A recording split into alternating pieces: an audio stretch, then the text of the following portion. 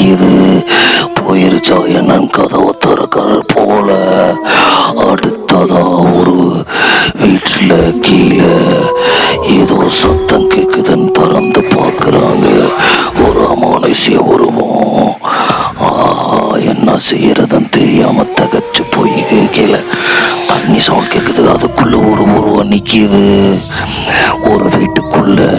அந்த வீட்டுக்குள்ள பல்பு அமர்ந்து எரியுது. அவரும் லேப்டாப்பை எடுத்து வச்சுட்டு யாருன்னு பார்க்க போறாரு.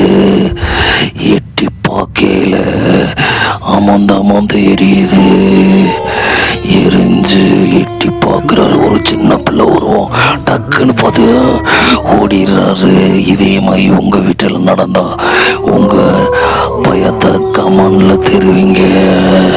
மறுபடியும் எட்டி பார்க்குது. ஒரு வீட்டில் ஒரு பேய் தவழ்ந்து வரலாம்.